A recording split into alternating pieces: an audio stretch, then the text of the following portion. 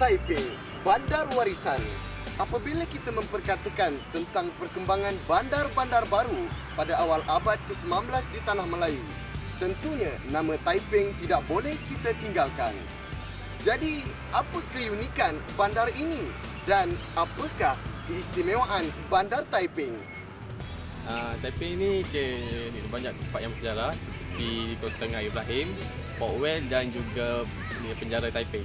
Taiping ni satu bandar yang luas dan banyak peristiwa-peristiwa sejarah kat sini. Contohnya macam kereta api tanah Melayu. Kiranya sini mula-mula lah ada kan. Lepas tu tempat-tempat rekreasi dia, kalau kita tengok sini Taman Tasik, ada zoo. Jadi sesuai lah untuk kita santai-santai kat sini lah kan. Taiping merupakan bandar yang menarik. Di sini ada banyak tempat yang bersejarah seperti muzium dan perpustakaan awam.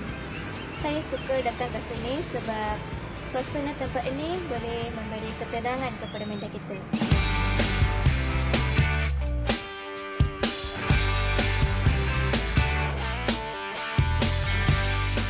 Itu pendapat orang awam. Apa pula pendapat penyelidik tentang Taiping? Bandar Taiping banyak keistimewaannya. Kalau kita bandingkan dengan bandar-bandar lain di Semenanjung Tanah Melayu, keistimewaan Taiping ini pertama-tamanya ialah merupakan bandar yang mempelopor ataupun memulakan beberapa pembangunan, beberapa kemajuan yang tidak ada ataupun mendahului bandar-bandar lain. Contohnya, kalau kita lihat, kalau kita ingat tentang Taiping ni, kita ingat kereta api. Kereta api Taiping Port Well. Di Taiping ni juga terdapat muzium yang pertama di Tanah Melayu, Muzium Perak. Dan ia ni dibina pada tahun 1890. Dan Taiping bandar yang tertua, satu tekan ataupun satu tempat yang telah diikhtiar sebagai bandar pada tahun 1874 apabila sistem residen diperkenalkan dan kemudiannya Taiping dijadikan ibu kota negeri Perak.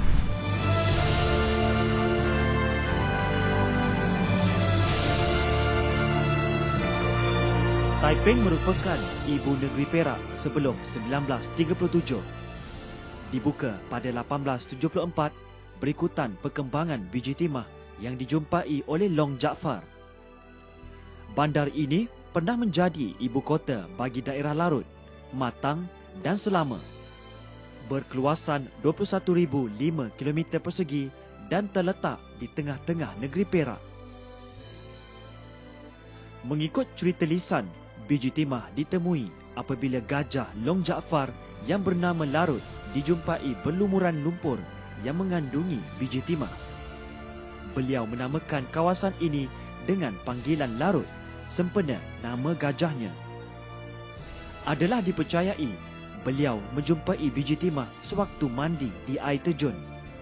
Long Jaafar membawa sekumpulan pelombong dari Pulau Pinang untuk membantu beliau melombong biji timah di Klian Pau. Pelombong ini merupakan Cina Hakka, iaitu ahli kumpulan Haisan yang diketuai oleh Chung Ken Kui. Ngah Ibrahim, Sultan Abdullah dan pengikut-pengikutnya yang terlibat dalam pembunuhan JWW Birch dibuang negeri ke Seychelles pada tahun 1877. Sejak itu, Ngah Ibrahim tidak pernah pulang ke Perak. Beliau meninggal dunia di Singapura pada tahun 1895. Long Jaafar dilantik menjadi Menteri Larut pada 6 November 1850 dan diberi kuasa oleh Sultan Perak untuk mentadbir daerah Larut. Long Jaafar menjadikan Bukit Gantang sebagai pusat pentadbirannya, manakala Kuala Sungai Limau di Trong pula dijadikan pelabuhan utama. Sekitar 1856, Ngah Ibrahim membina kota, tempat tinggal dan tempat simpanan hartanya di Matang yang dikenali sebagai Kota Ngah Ibrahim. Ngah Ibrahim juga menggunakan sistem pentadbiran moden di Perak dengan mewujudkan pasukan polis, hakim dan magistrate, perbendaharaan dan pengkeranian. Kapten Speedy dilantik menjadi penolong residen yang berpusat di Larut. Beliau membangunkan 2 bandar yang diberi nama Taiping untuk Cina Hakka dan 1 bandar lagi diberi nama Kamunting bagi bersaing dengan bandar Taiping. Pembukaan bandar ini menarik pelombong dan peniaga pada waktu itu untuk menetap di Taiping. Pada ketika itu, terdapat kira-kira 5,000 penduduk tempatan. Pembangunan di Larut juga berkembang pesat berikutan terjumpanya biji timah. Jalan sepanjang 6.4 km yang menghubungkan Taiping dengan Kamunting merupakan satu-satunya jalan yang dibina pada masa itu. Kemajuan perusahaan biji timah juga telah menyebabkan landasan kereta api antara Taiping ke Pelabuhan Kuala Sepetang atau Port Weld dibina pada tahun 1885 yang merupakan landasan kereta api yang pertama di Malaysia. Kereta api ini memulakan perjalanannya pada 12 Februari 1885 dari Kuala Sepetang ke Taiping. Pada 1877, pusat pentadbiran negeri Perak dipindahkan dari Taiping ke Kuala Kangsar. Beberapa institusi penting didirikan di Taiping seperti penjara, hospital, balai polis dan pejabat daerah. Perdamaian antara Gihin dan Haisan telah membawa berubahnya nama Kelian Pau kepada Taiping. Persengketaan antara kedua-dua kumpulan ini dikenali sebagai Perang Larut.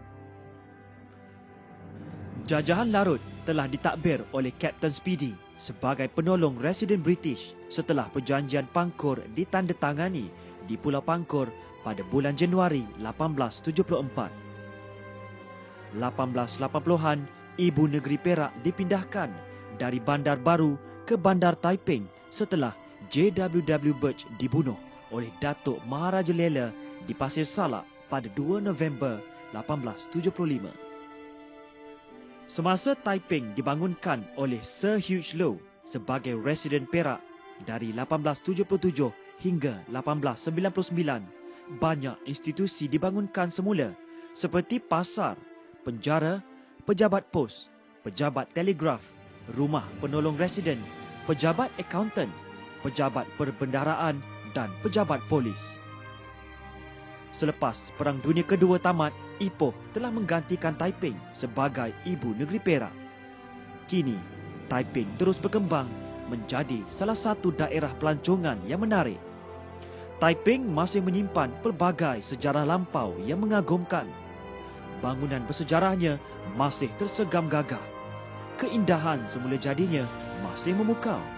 Taiping, sejarah silamnya perlu diterokai dan dikaji.